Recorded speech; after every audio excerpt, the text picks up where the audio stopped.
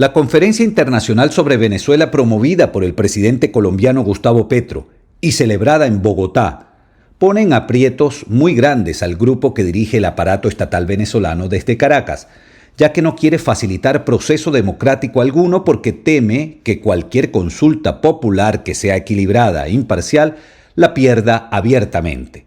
Y solo desearía que le quiten las sanciones incómodas. Y ya. Sin embargo, hay unos elementos muy noticiosos en esto, que aquí lo vamos a contar.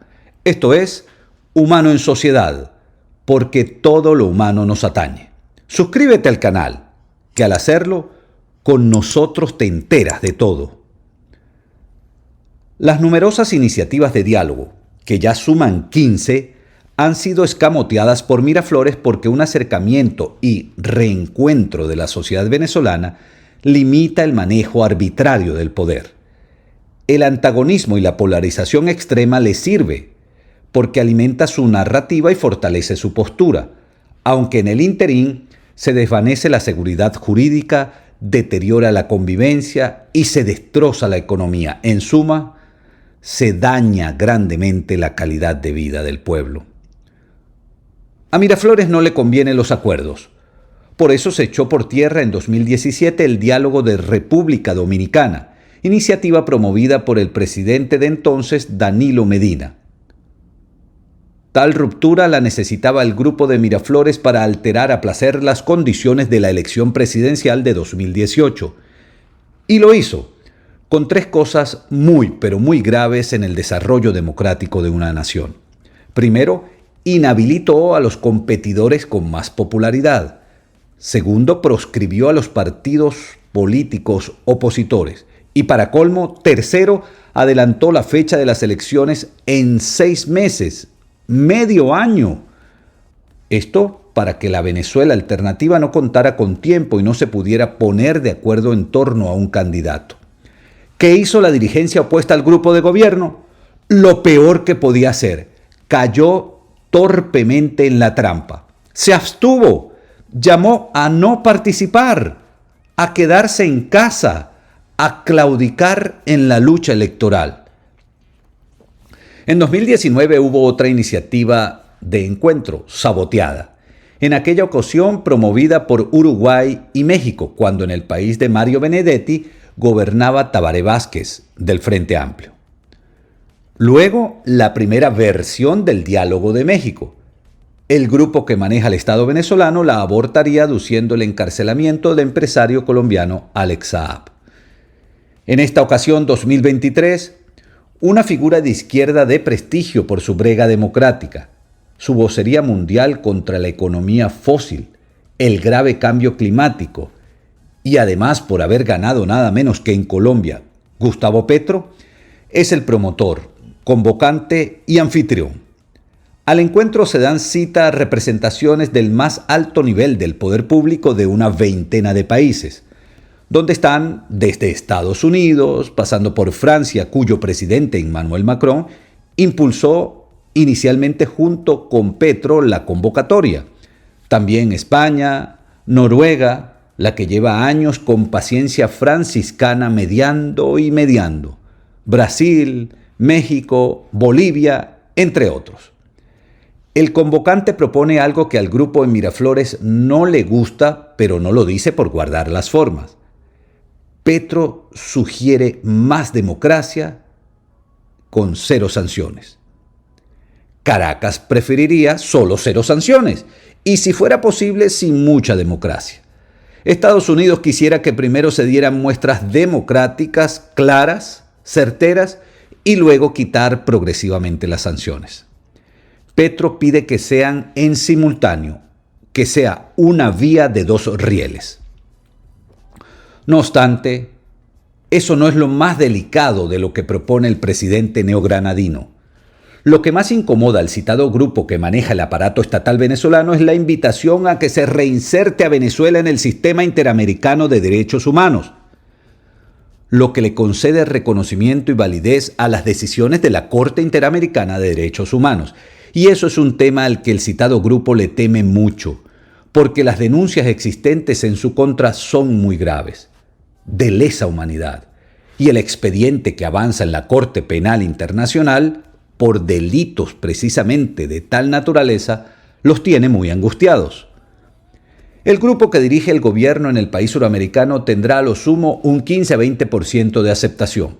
Volteando la cifra, es un promedio de casi 80% del país en contra, solo que ese 80% está muy dividido, disperso, a veces enfrentado en una feria de egos, a veces con diferencias de fondo. Una de ellas es precisamente la de la vía electoral, que por cierto, dicho por el propio chavismo en voz de altos exfuncionarios como Rafael Ramírez, Vladimir Villegas, Sergio Sánchez y el general Miguel Rodríguez Torres, por tan solo mencionar algunos, no hay nada a lo que el grupo en el gobierno le tema más que a unas elecciones con candidato unitario enfrente. Por eso a Miraflores le conviene e interesa tanto la abstención y la división de la Venezuela que se le opone.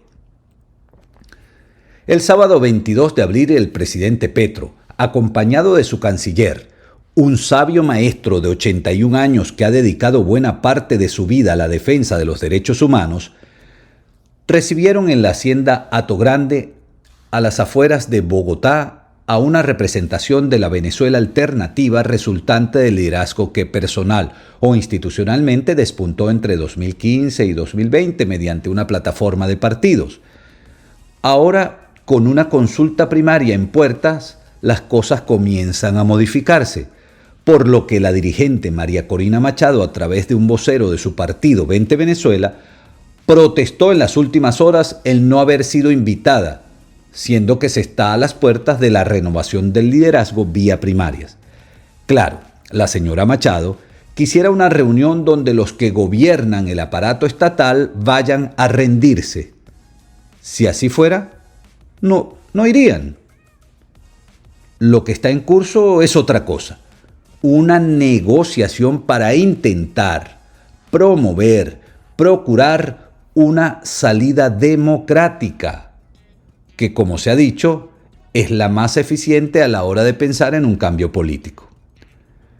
A la cita con el presidente Petro asistieron Luis Aquiles Moreno, designado para tal fin por la Acción Democrática de Henry Ramos Ayub, Roberto Enríquez, en representación de un ala de COPEI, Tomás Guanipa, designado por Julio Borges y Primero Justicia, estos tres partidos judicializados por el aparato estatal venezolano.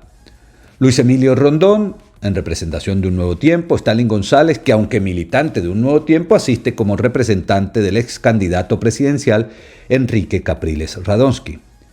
Gerardo Blay, designado en la vocería principal del grupo por Leopoldo López. Esto vía Juan Guaidó en tiempos del gobierno interino. Y destaca también entre los asistentes la docente de pre y posgrado Claudia Niken, académica reconocida, experta en mediación, quien además es hija del prestigioso jurista venezolano Pedro Niken, quien fuera presidente de la Academia de Ciencias Jurídicas, Sociales y Políticas de Venezuela, magistrado de la Corte Interamericana de Derechos Humanos y además representante de la Secretaría General de Naciones Unidas en el proceso de negociación y paz para El Salvador, en Centroamérica. Revisemos algo de esta catedrática, entrevistada por Hugo Prieto en Pro Da Vinci. La profesora Niken, con claridad en las apreciaciones, observa el gran error del abstencionismo. Abro comillas. Bueno, eso fue el triunfo de la antipolítica. No entendí por qué nos apartamos de la participación ciudadana a través de los mecanismos que nos da el ordenamiento jurídico. Cierro comillas. Y cuando se le preguntó por la falta de confianza en las negociaciones, Claudia Niken aseguró que se debe a unas experiencias previas donde la negociación no ha sido de buena fe. Así las cosas, vuelve el escenario del acercamiento. Miraflores buscará de romperlo más adelante para evitar acuerdos. Buscará por todas las formas de mostrarse agredido. Alegará que no se le quitan el 100% de las sanciones previamente, que las mismas además son unilaterales. o que la Corte Penal Internacional los incomoda, los amenaza y así. La representación opositora buscará por todos los medios las dos cosas que a los asistentes allí más les preocupa: la habilitación de los candidatos injustamente inhabilitados y la devolución de los partidos opositores ilegalmente secuestrados. Cualquier acuerdo tiene previamente enemigos enardecidos. Lo que haga la administración Biden será furiosamente criticado por Miami. Todo lo que digan los representantes opositores venezolanos que asisten será bombardeado por la alucinación frenética del Twitter.